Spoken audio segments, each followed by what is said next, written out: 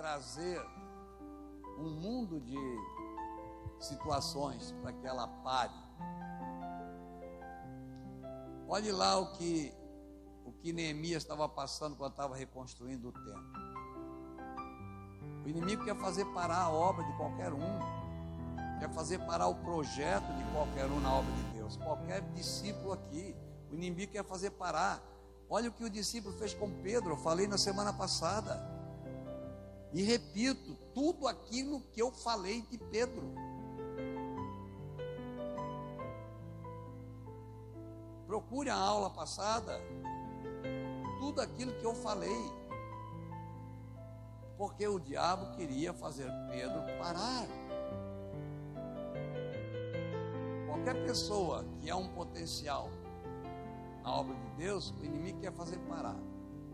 E homens de Deus, nós tínhamos um homem de Deus que estava abalando o mundo na década de 80. Não existia essa internet que tem hoje, não existia nada. Mas ele estava abalando o mundo com suas pregações, pois o inimigo conseguiu fazê-lo parar. De tal forma que já faz 40 anos, ele está vivo, continuando a obra. Mas a obra que tinha alcance mundial, agora continua sendo só alcance local. Ele continua firme, de pé, trabalhando, com 40 anos mais velho, mas o inimigo fê-lo cessar a obra. Então o inimigo quer te fazer parar.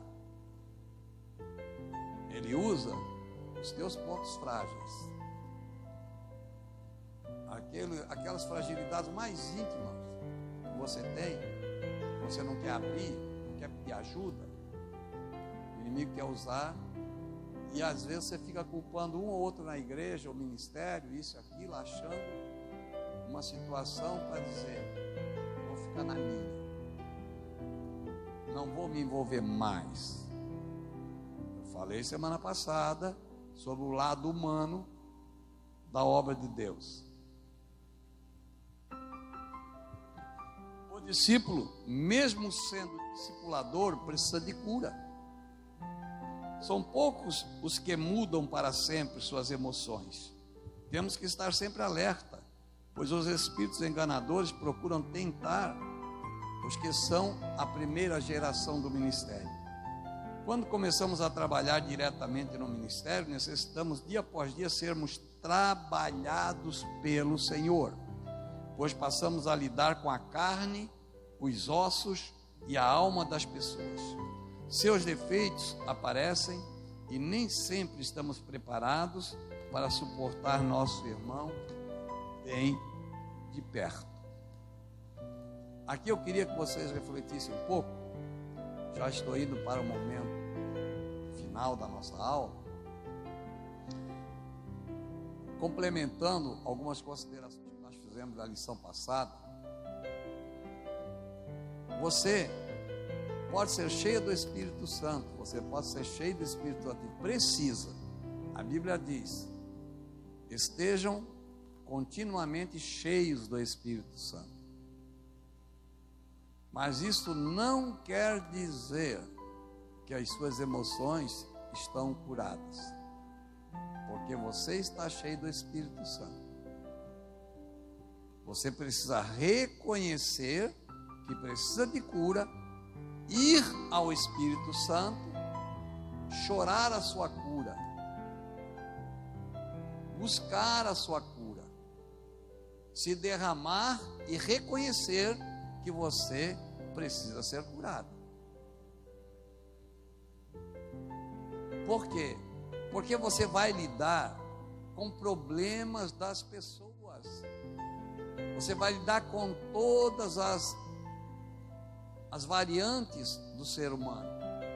O discípulo, a missão é salvar o ser humano, é ele receber a vida eterna, é ele compreender a vida celestial. O papel do discípulo é fazer a pessoa que ele está discipulando, compreender a vida celestial que ele precisa ter nele.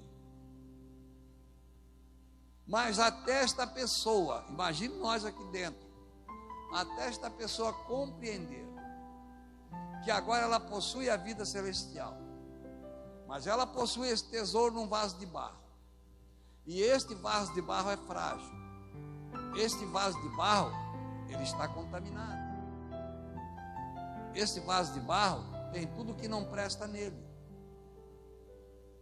este vaso de barro está tendo que ser quebrado e refeito e consertado, até entender que você tem um tesouro nesse vaso de barro, mas que este vaso de barro precisa de ajuda, que essas pessoas elas vêm acabadas, elas vêm destruídas, elas vêm quebradas, elas vêm cheias de problemas na sua alma, e o discípulo vai lidar com isso. Jesus lidou com os discípulos nessa área. Ele chegou para um e disse: você está cheio do diabo. Não, você é o diabo. Ele disse: você mesmo é o diabo. Para outro discípulo.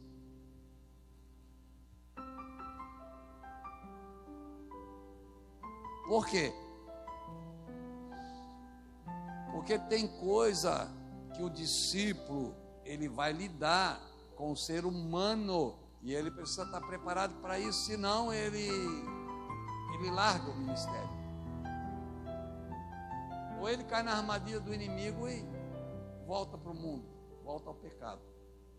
Ele precisa estar muito firme nisso, discernindo os espíritos enganadores.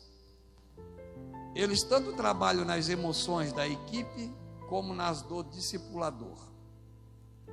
Há discípulo que os espíritos enganadores, de posse das fragilidades dele, o faz entrar em choque com sua equipe, no momento em que estiver desempenhando sua missão, para que ele se julgue incompetente e perca o ânimo de trabalhar.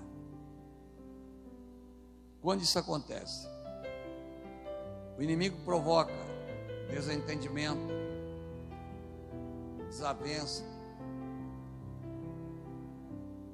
às vezes por nada. Se não somos trabalhados pelo Senhor, nós precisamos sempre, a todo momento e a toda hora, ser trabalhados pelo Senhor. Nós temos que nos conscientizar que precisamos ser tratados sempre. Precisamos de tratamento, senão nós voltamos a ser aquela história do velho homem, aquela velha pessoa. E o pior é que quando ela não reconhece isto nela, ela coloca a culpa em outra pessoa. E normalmente acontece de nós culparmos outros. Normalmente são os outros que são culpados. Primeiro, estamos falando da nossa cura, do nosso tratamento. Precisamos ser trabalhados pelo Senhor. Jesus disse: quem quiser vir após mim, e está falando com o discípulo, não é com o pecador. O problema do evangelho é esse, que às vezes os pregadores pegam uma palavra que é para discípulo e levam para o pecador, e o pecador não entende nada, e aí fica sem se converter. Quando Jesus disse: quem quiser vir após mim, negue-se a si mesmo, tome cada um a sua cruz e siga-me. Cada dia ele estava falando com os discípulos. E o discípulo precisa sim ser qualificado e ser trabalhado pelo Senhor. E aí ele tem que compreender o processo da cruz. Ele precisa compreender. de ser trabalhado pelo Senhor. Ele precisa entender a morte de si mesmo. Ele precisa compreender a morte do seu eu, a morte do seu ego, a morte das entranhas das suas feridas emocionais. Ele precisa compreender isso. Senão, ele vai sempre achar um culpado para os tropeços dele. Aí, a célula não cresce. Por quê? Porque ele olha os discípulos dele como um incômodo, como pedras de tropeço, como pessoas difíceis.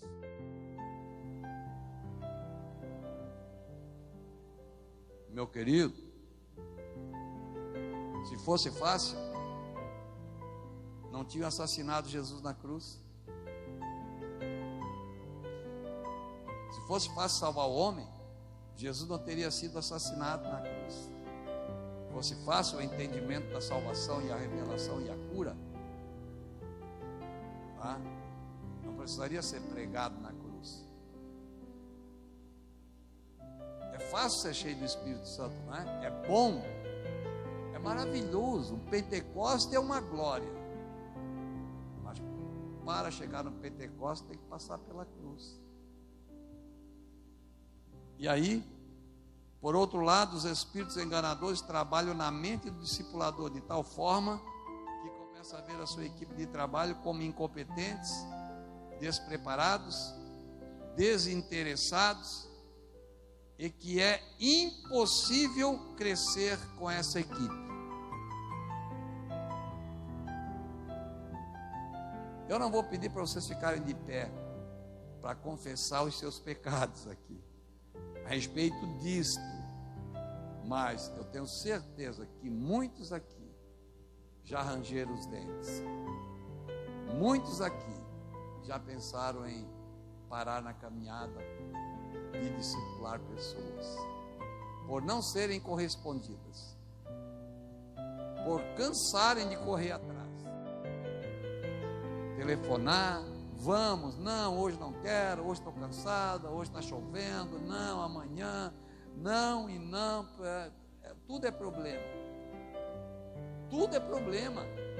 mas é o inimigo que está tentando travar o teu potencial. É o inimigo que está querendo fazer, não é aquela pessoa, é você parar. E aí você acha que aquela turma não dá nada mesmo, que aquilo vai acabar por ali mesmo, que você trabalha e não vê resultado. Não vou pedir para vocês se manifestarem, mas quero que vocês reflitam. Já ouvi assim Há outros tantos espíritos enganadores que tentam jogar a equipe contra o discipulador, fazendo o discipulador irritar-se com a equipe, para que a equipe trabalhe descontente, perca-se no desempenho e milite contra o outro e atrofie o crescimento. Digam comigo: amado Jesus, dá sabedoria e entendimento para que possamos ter a visão do Mestre, fazer o que é determinado, nunca mudar o foco e não desistir, pois a visão do Mestre é formar discípulos. Quem está contente, dê glória ao Senhor. Jesus é bom, aleluia.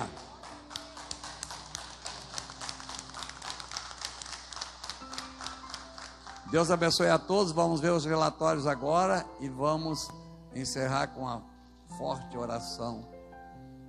Venham cá, queridos.